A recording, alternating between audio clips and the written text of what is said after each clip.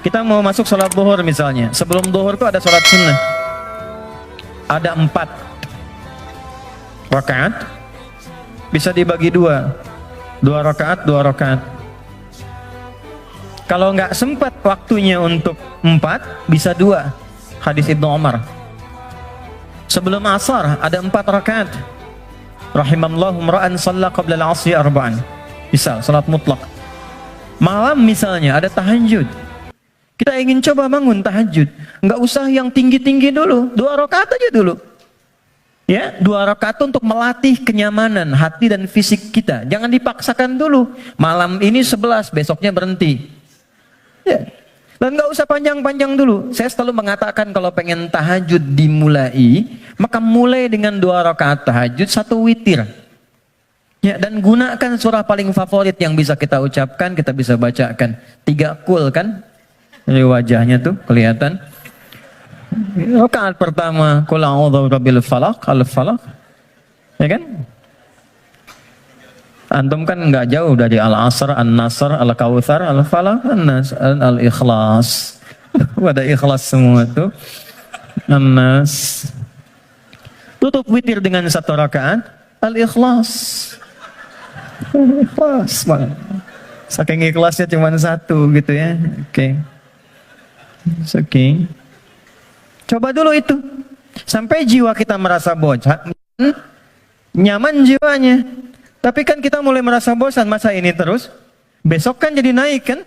Jadi 4, terus tambah ad-duha, al-insyirah. Lama-lama menikmati.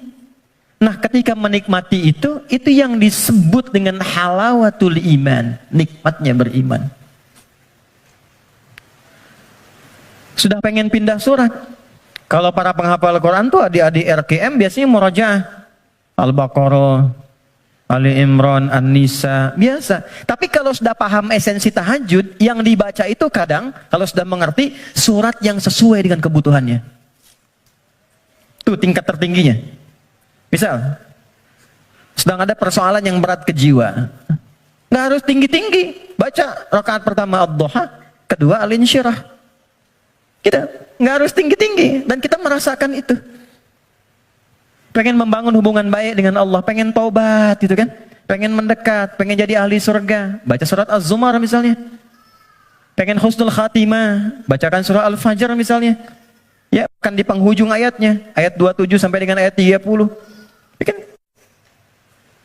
Sampai terasa kenikmatannya. Itu yang dimaksud dengan wa yuqimunas shalah. Dan tunaikan dengan khusyuk, dengan merasakan itu. Ya. Ini poinnya. Jadi, mengerjakan amalan takwa pertama dengan menunaikan sholat, itu bisa mencegah nafsu.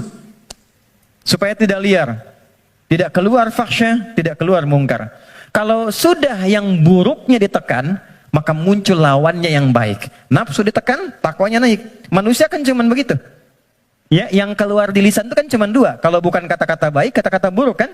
Kalau buruknya nggak ada, baiknya keluar. Kalau pulsa kebaikannya banyak, dia yang keluar. Tapi kalau buruknya banyak, baiknya kosong, buruknya naik, baiknya tertekan. Itu aja. Itu yang dimaksud al-imanu yazidu wa yantaqis. Yazidu bitta'ah, yantaqis bil maksiat. Kalau bermaksiat, naik buruknya. Kalau bertaat, naik baiknya. Ini konfirmasi awal. Maka, nafsu dengan sholat bisa ditekan, maksiat bisa dihilangkan, sekat bisa dibuka. Dibukalah sekatnya. Ini. Pelan-pelan. Makanya demi Allah saya katakan ya. Sejahat-jahatnya kejahatan yang pernah diperbuat oleh penjahat. Sejahat-jahatnya kejahatan yang pernah diperbuat oleh penjahat.